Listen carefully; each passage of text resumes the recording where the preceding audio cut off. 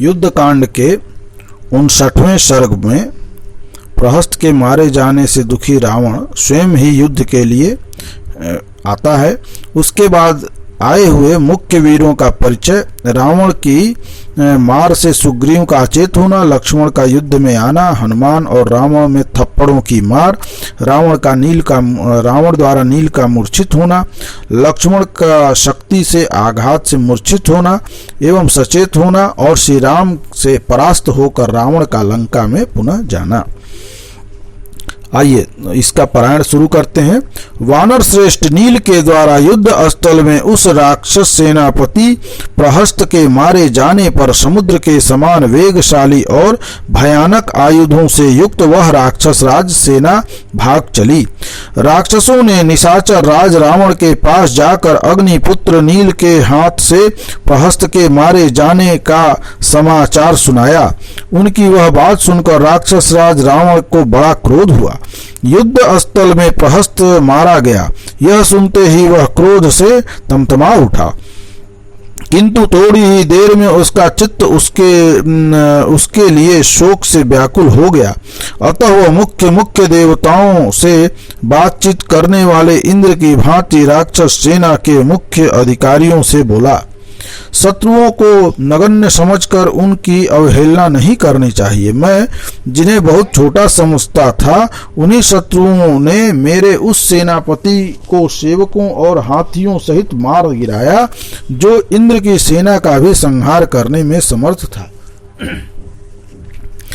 अब मैं शत्रुओं के संहार और अपने विजय के लिए बिना कोई विचार किए स्वयं ही उस अद्भुत युद्ध के मुहाने पर जाऊंगा। जैसे प्रज्वलित आग वन को जला देती है, उसी तरह आज अपने बाण समूहों से वानरों की सेना तथा लक्ष्मण सहित श्री राम को मैं भस्म कर डालूंगा। आज वानरों के रक्त से मैं इस पृथ्वी को तृप्त करूंगा। ऐसा कहकर वह देवराज का शत्रु रावण अग्नि के समान प्रकाशमान रथ पर सवार हुआ। उसके रथ में उत्तम घोड़ों के समूह जुटे हुए थे। वह अपने शरीर से भी प्रज्वलित अग्नि के समान उद्भासित होता था। उसके प्रस्थान करते समय शंख भेरी और प्रणव आदि बाजे बजने लगे। योद्धा लोग ताल ठोंकने, गर्जने और सिंहनाद करने लगे। वंदी जन पवित्र स्तुतियों द्वारा राक्षस राज शिरोमणि रावण की भली भांति समाराधना करने लगे। इस प्रकार उसने यात्रा की। पर्वत और मेघों के समूह काले और विशाल रूप वाले मांसाहारी राक्षसों से, जिनके नेत्र प्रज्वलित अग्नि के समान उद्दीप्त हो रहे थे, घिरा हुआ राक्षस राज शिरोमणि राजाधिराज रावण भूत गणों से घिरे हुए देवेश्वर रुद्र के समान शोभा पाता था। महातेजस्वी रावण ने लंकापुरी से सहसा निकलकर महासागर और मेघों के समान गर्जना करने वाले उस भयंकर वानर सेना को देखा, जो हाथों में पर्वत शिखर एवं वृक्ष लिए हुए युद्ध के लिए तैयार थी। उस अत्यंत प्रचंड राक्षस सेना को देखकर नागराज शेष के समान भुजा वाले वानर सेना से घिरे हुए तथा पुष्ट शोभा संपत्ति से युक्त श्री रामचंद्र जी ने शस्त्रधारियों में श्रेष्ठ विभीषण से पूछा, जो नाना प्रकार के ध्वजा पताकाओं और छत्रों से सुशोभित प्राश, खंग और शूल आदि अस्त्र शस्त्रों से संपन्न अजय निडर योद्धाओं से सेवित और महेंद्र पर्वत जैसे विशालकाय हाथियों से भरी हुई ऐसी यह सेना किसकी है?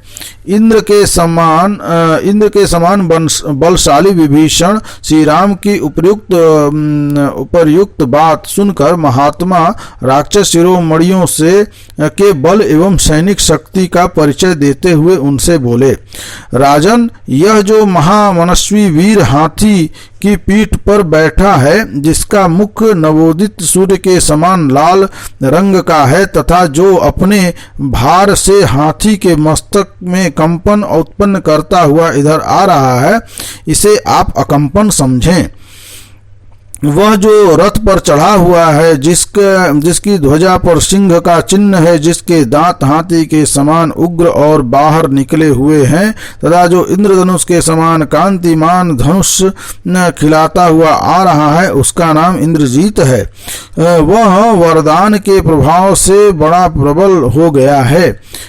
यह जो विंध्याचल, अस्तांचल और महेंद्रगिरी के समान विशालकाय अजरथी एवं अतिशय वीर धनुष लिए रथ पर बैठा है तथा अपने अनुपम धनुष को बारंबार खींच रहा है, इसका नाम अतिकाय है।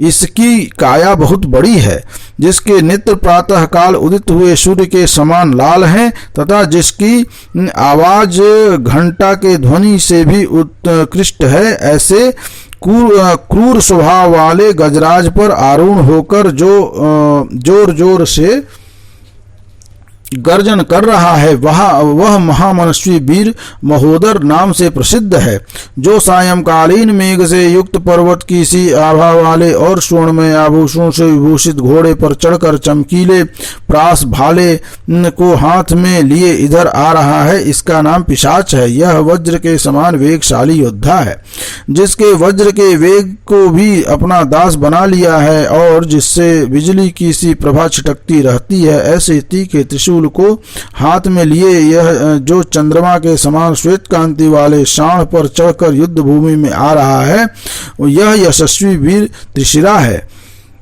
जिसका रूप मेघ के समान काला है, जिसकी छाती उभरी हुई चौड़ी और सुंदर है, जिसके ध्वज पर नागराज वासुकी का चिन्ह बना हुआ है तथा जो एकाग्रचित्त हो अपने धनुष को हिलाता और खींचता आ रहा है, वह कुंभ नामक योद्धा है, जो सुवर्ण और वज्र से जटित होने के कारण दीप्तिमान तथा इंद्र नील मणि से मंडित होने के कारण धूम युक्त अग्नि सा प्रकाशित होता है। ऐसे परिघ को हाथ में लेकर जो राक्षस सेना के ध्वजा के समान आ रहा है, उसका नाम निकुंभ है। उसका पराक्रम घोर एवं अद्भुत है। यह जो धनुष, खंग और बाण समूह से भरे हुए, ध्वजा पताका से अलंकृत तथा प्रज्वलित अग्नि के समान देदीप्त मान रथ पर आरूढ़ हो अतिशय शोभा पा रहा है, वह ऊंचे कद का शोभा योद्धा नरांतक है। वह पहाड़ों की चोटियों से युद्ध करता है। यह जो व्याघ्र, ऊंट, हाथी, हिरन और घोड़े से मुंह वाले, चढ़ी हुई आंख वाले तथा अनेक प्रकार के भयंकर रूप वाले भूतों से घिरा हुआ है, जो देवताओं का भी दर्प दलन करने वाला है तथा जहां जिसके ऊपर पूर्ण चंद्रमा के समान श्वेत और पतली कमानी वाला सुंदर छत्र शोभा पाता है, वही यह राक्षस राज महामना रावण है, जो भूतों से घिरे हुए रुद्रदेव के समान सुशोभित होता है।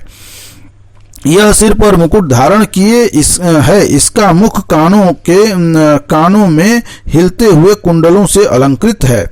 इसका शरीर गिरिराज, हिमालय और विंध्याचल के समान विशाल एवं भयंकर है तथा यह इंद्र और यमराज के भी घमंड को चूर करने वाला है। देखिए, यह राक्षस राज साक्षात सूर्य के समान प्रकाशित हो रहा है। तब शत्रुदमन श्री राम ने विभीषण से इस प्रकार को उत्तर दिया, अहो, राक्षस राज रावण का तेज बहुत ही बढ़ा चढ़ा और देदीप्यमान है। रावण अपनी प्रभा से सूर्य की ही भांति ऐसी शोभा पा रहा है कि इसकी ओर देखना कठिन हो रहा है। तेजोमंडल से व्याप्त होने के कारण इसका रूप मुझे स्पष्ट नहीं दिखाई देता। इस राक्षस राज का शरीर जैसे सुशोभित हो रहा है, ऐसा तो देवता और दानव वीरों का भी नहीं होगा। इस महाकाय राक्षस के सभी योद्धा पर्वतों के समान विशाल हैं। इस सभी पर्वतों से युद्ध करने वाले हैं और सब के सब चमकीले अस्त्र शस्त्र लिए हुए हैं, जो देदीप्यमान भयंकर दिखाई देने वाले और तीखे स्वभाव वाले हैं। उन राक्षसों से घिरा हुआ यह राक्षस राज रावण देहधारी भूतों से घिरे हुए यमराज के समान जान पड़ता है। सौभाग्य की बात है कि यह पापात्मा मेरी आंखों के सामने आ गया है। सीता हरण के कारण मेरे मन में जो क्रोध संचित हुआ है उसे आज इसके ऊपर छोड़ूंगा। ऐसा कहकर बल विक्रमशाली श्री राम धनुष लेकर उत्तम बाण निकालकर युद्ध के लिए डट गए। इस कार्य में लक्ष्मण ने भी उनका साथ दिया। तदंतर महामना राक्षस रावण ने अपने साथ आए हुए उन महाबली राक्षसों से कहा, तुम लोग निर्भय और सुसंपन्न होकर नगर के द्वारों तथा राजमार्गों के मकानों की डेवड़ियों पर खड़े हो जाओ, क्योंकि वानर लोग मेरे साथ तुम सबको यहाँ आया देखकर इसे अपने लिए अच्छा मौका समझकर सहसा एकत्र हो मेरी सुनी नगरी में, जिसके भीतर प्रवेश होना दूसरों के लिए बहुत कठिन है, घुस जाएंगे और इसे मत कर चौपट कर डालेंगे। इस प्रकार जब अपने मंत्रियों को विदा कर दिया और वे राक्षस उसकी आज्ञा के अनुसार उन स्थानों पर चले गए, तब रावण जैसे महामना पूरे महासागर को विक्षुब्ध कर देता है, उसी प्रकार समुद्र जैसी वानरों को विदीर्ण करने लगा। चमकीले धनुष बाण लिए राक्षस राज रावण को युद्ध स्थल में सहसा आया देख वानर राज सुग्रीव ने एक बड़ा भारी पर्वत शिखर उखाड़ लिया और उसे लेकर उस निशाचर राज पर आक्रमण किया। अनेक वृक्षों और शिखरों से युक्त उस महान शैल शिखर को सुग्रीव ने रावण पर दे मारा। उस शिखर को अपने ऊपर आते देख रावण ने सहसा स्वर्णमय पंख वाले बहुत से बाण मारकर उसे टुकड़े टुकड़े कर डाले। उत्तम वृक्ष और शिखर वाला वह महान शैल श्रृंग जब विदीर्ण होकर पृथ्वी पर गिर पड़ा, तब राक्षसों के स्वामी रावण ने महान सर्प और यमराज के समान एक भयंकर बाण का संधान किया। उस बाण का वेग वायु के समान था, उससे चिंगारियां छूटती थी, प्रज्वलित अग्नि के समान प्रकाश फैलता था। इंद्र के वज्र की भांति भयंकर वेग वाले उस बाण को रावण ने रुष्ट होकर सुग्रीव के वध के लिए चलाया।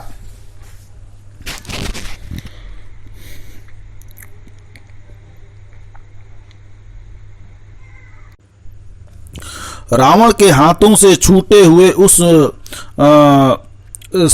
सायक ने इंद्र के वज्र की भांति कांतिमान शरीर वाले सुग्रीव के पास पहुंचकर इसी तरह वेग पूर्वक उन्हें घायल कर दिया जैसे स्वामी कार्तिकेय की चलाई हुई भयानक शक्ति ने क्रौंच पर्वत को विदीर्ण कर डाला था।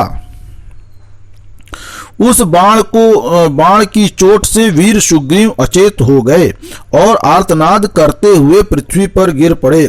सुग्रीव को बेहोश हो घूम कर गिरा देख उस युद्ध स्थल में आए हुए सब राक्षस बड़े हर्ष के साथ सिंहनाद करने लगे। तब गवाक्ष गवय सुवेन ऋषभ ज्योतिर्मुख और नल ये विशाल काय वानर पर्वत शिखरों को उखाड़कर राक्षस राज रावण पर टूट पड़े, परंतु निशाचरों के राजा रावण ने सैकड़ों तीखे बाण छोड़कर उन सबके प्रहारों से को व्यर्थ कर दिया और उन वानरेश्वरों को भी सोने के विचित्र पंख वाले बाण समूहों द्वारा छत विछत कर दिया। देवद्रोही पंख वाले बाण समूहों द्वारा छत विछत कर दिया। देवद्रोही रावण के बाणों से घायल हो वे भीमकाय वानरेंद्रमण धरती पर गिर पड़े। फिर तो रावण ने अपने बाण समूहों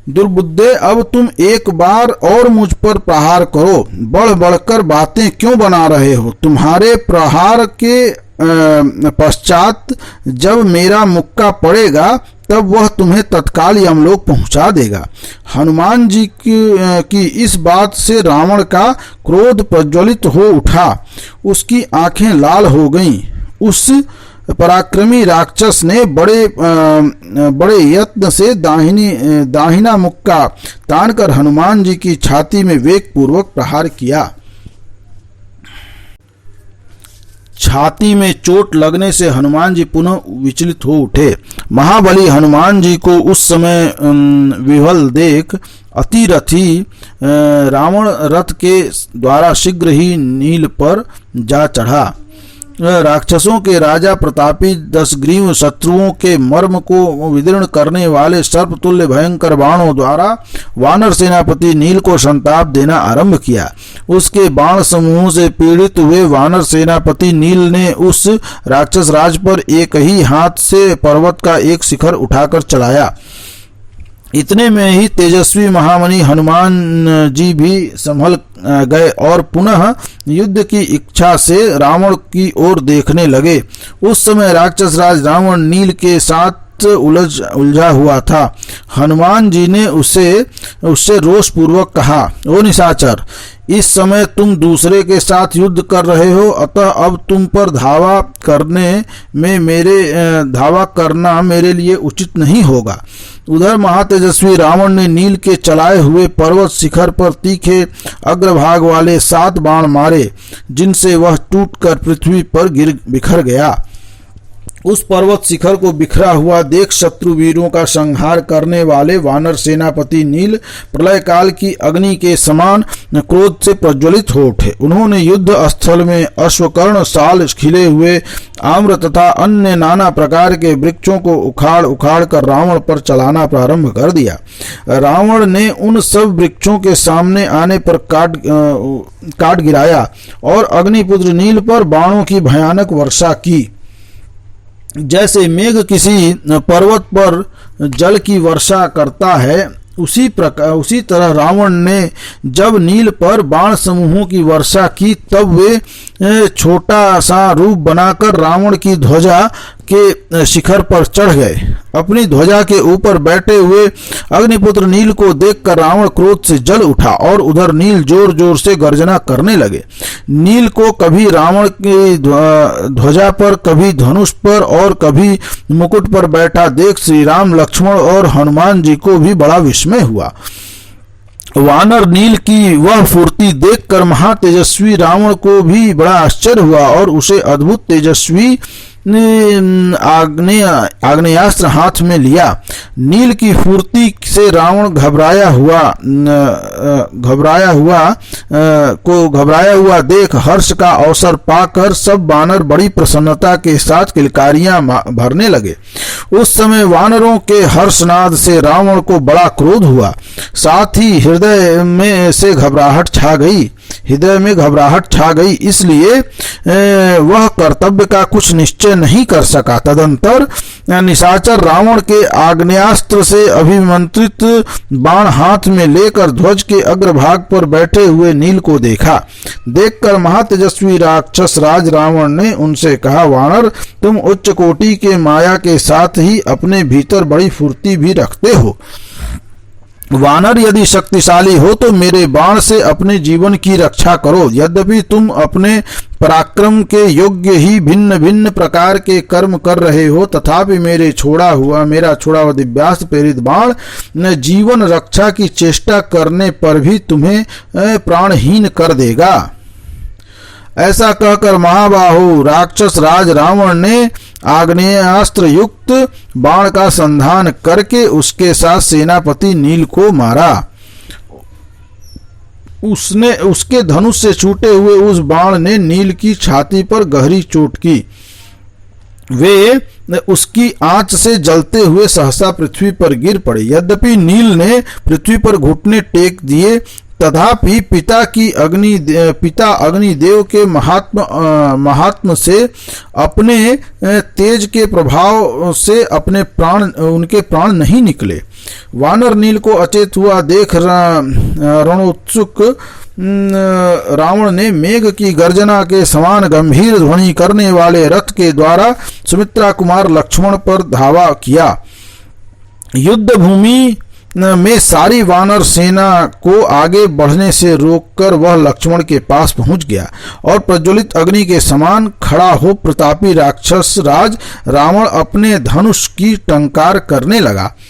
उस समय अपने अनुपम धनुष की खींचते हुए रावण से उदार शक्तिशाली लक्ष्मण ने कहा, निशाचर समझ ले मैं आ गया, अतः अब तुम्हें वानरों के साथ युद्ध नहीं करना चाहिए। लक्ष्मण की यह बात गंभीर ध्वनि से युक्त थी और उनकी प्रत्यंचा से भी भयानक टंकार ध्वनि हो रही थी। उसे सुनकर युद्ध के लिए उपस्थित हुए सुमित्रा कुमार के निकट आ राक्षसों के राजा रावण ने रोषपूर्वक कहा, रघुवंशी राजकुमार, सौभाग्य की बात है कि तुम मेरी आंखों के सामने आ गए। तुम्हारा शीघ्र ही अंत होने वाला है, इसलिए तुम्हारी बुद्धि विपरीत हो गई है। अब तुम मेरे बाण समूहों से पीड़ित हो इसी क्षण यमलोक को पहुंच जाओगे। सुमित्रा कुमार लक्ष्मण को उसकी बात सुनकर कोई विस्मय नहीं हुआ।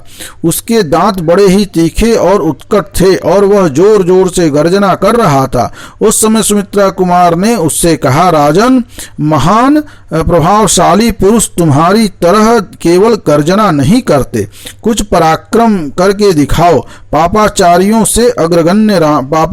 में अग्रगण्य रावण, तुम तो झूठे ही डींग हाँकते हो। राक्षस राज, मैं तुम्हारे बल, वीर्य, प्रताप और पराक्रम को अच्छी तरह जानता हूँ, इसलिए हाथ में धनुष लेकर सामने खड़ा हूँ। आओ युद्ध करो, व्यर्थ बातें बनाने से क्या होगा। उनके ऐसा कहने पर कुपित हुए राक्षस राज को उन पर सुंदर पंख वाले 7 बाण छोड़े, परंतु लक्ष्मण ने सोने के बने हुए विचित्र पंखों से सुशोभित और तेज धार वाले बाणों से उन सबको काट डाला। जैसे बड़े बड़े सर्पों के शरीर के टुकड़े टुकड़े कर दिए जाएं, उसी प्रकार अपने समस्त बाणों को सहसा खंडित होता देख लंकापति रावण क्रोध से के वशीभूत हो गया और उसने दूसरे तीखे बाण छोड़े, परंतु श्री राम के छोटे भाई लक्ष्मण इससे विचलित नहीं हुए। उन्होंने अपने धनुष से बाणों की भयंकर वर्षा की और छुर, अर्धचंद्र, उत्तम करणी तथा भल्ल जाति के बाणों द्वारा रावण के छोड़े हुए उन सब बाणों को काट डाला। उन सभी बाण समूहों को निष्फल हुआ देख राक्षस राज रावण लक्ष्मण की फुर्ती से आश्चर्यचकित रह गया और उन पर पुनः तीखे बाण छोड़ने लगा।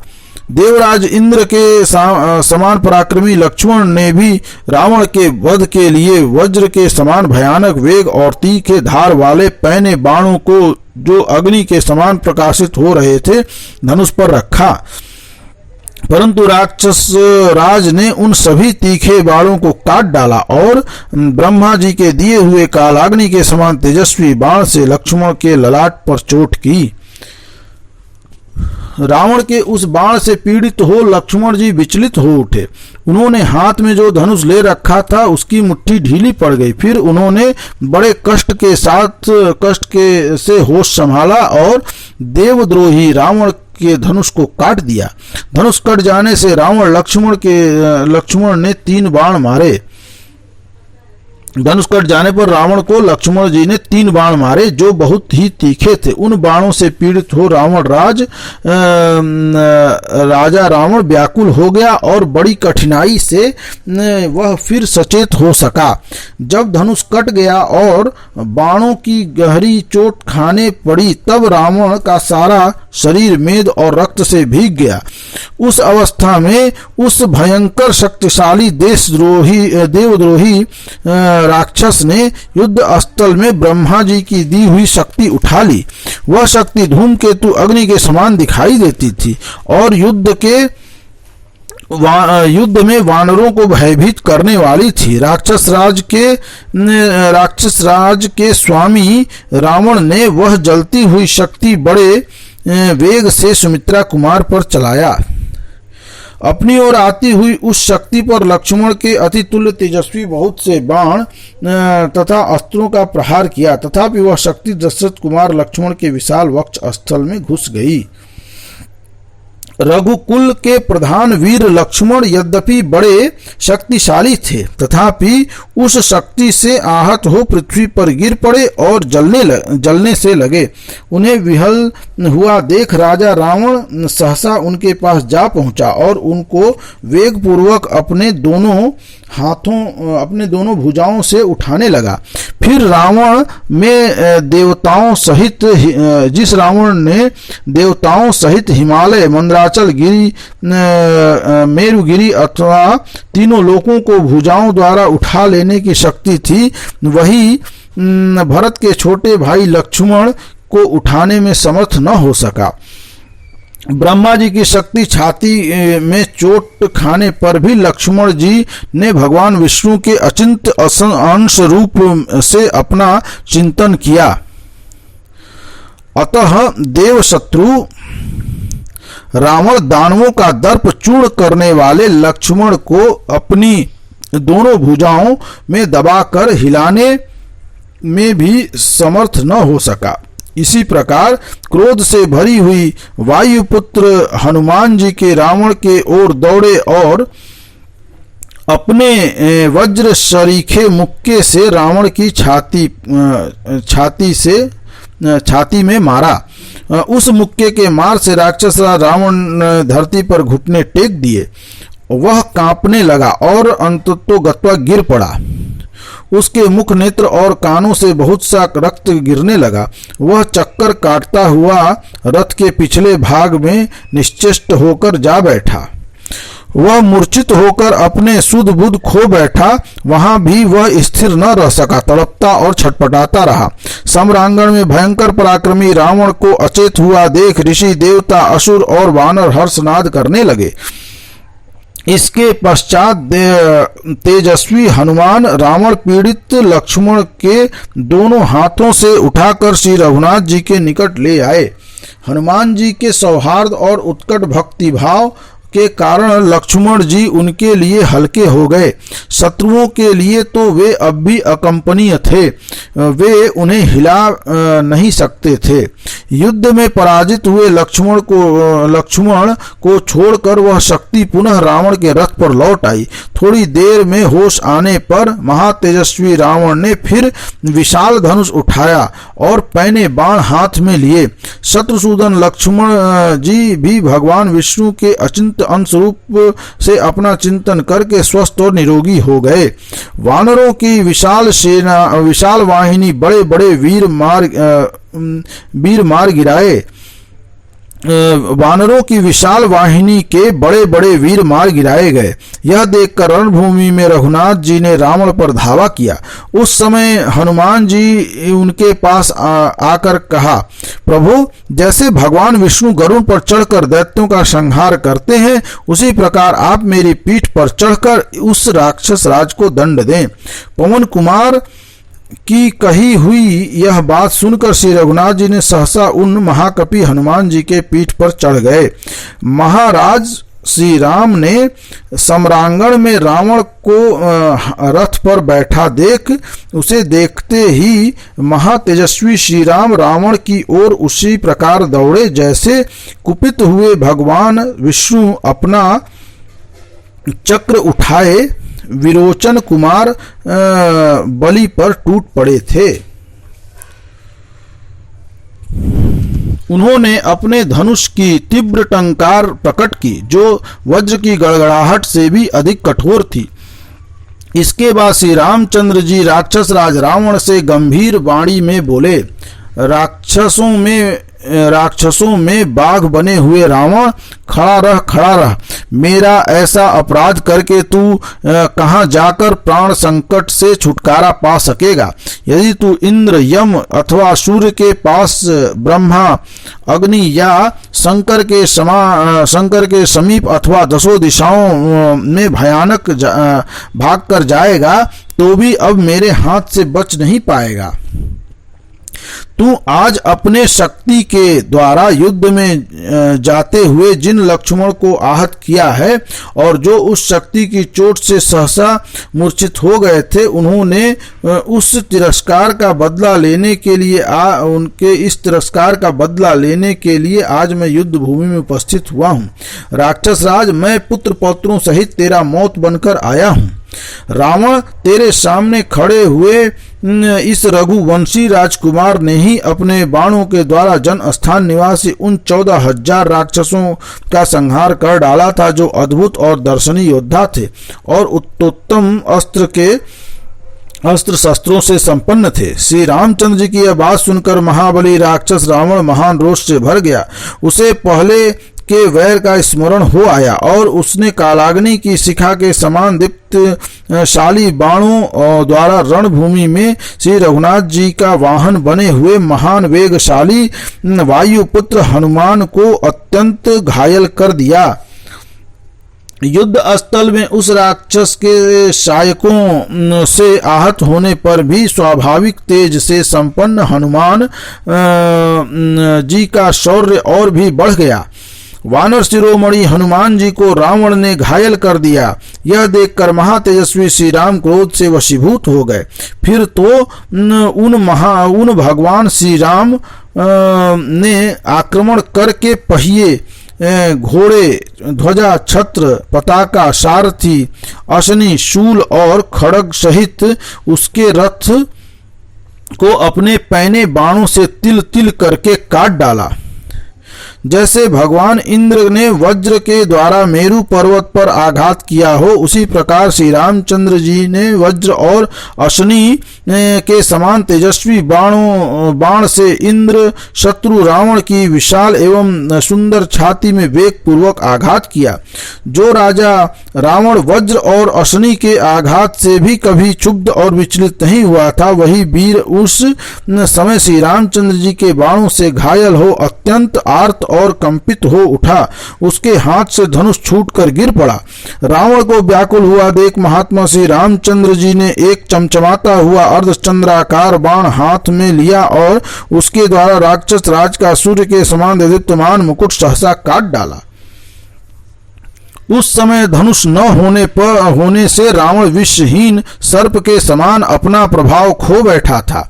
सायंकाल में जिसकी प्रभा शांत हो गई हो, उस सूर्यदेव के समान निस्तेज हो गया तथा मुकुट का समूह कट जाने से श्रीहीन दिखाई देता था। उस अवस्था में श्री राम ने युद्ध भूमि में राक्षस राज से कहा, रावण, तुमने आज बड़ा भयंकर कर्म किया है। मेरी सेना के प्रधान वीरों को मार डाला है। इतने पर भी थका हुआ समझकर मैं बाणों द्वारा तुझे मौत के अधीन नहीं कर रहा हूँ। निशाचर राज, मैं जानता हूँ तू युद्ध से पीड़ित है, इसलिए आज्ञा देता हूँ, जा लंका में प्रवेश करके कुछ देर विश्राम कर ले, फिर रथ और धनुष के साथ निकलना। उस समय रथारूढ़ रहकर तू फिर मेरा बल देखेगा। भगवान श्री राम के ऐसा कहने पर राजा रावण सहसा लंका में घुस गया। उसका हर्ष और अभिमान मिट्टी में मिल चुका था। धनुष काट दिया गया था, घोड़े और सारथी मार डाले गए थे, महान किरीट खंडित हो चुका था और वह स्वयं भी बाणों से बहुत पीड़ित था। देवताओं और दानवों के शत्रु महाबली निशाचर राज रावण के लंका में चले जाने पर लक्ष्मण सहित श्री राम ने उस महायुद्ध के मुहाने पर वानरों के शरीर से बाण निकाले।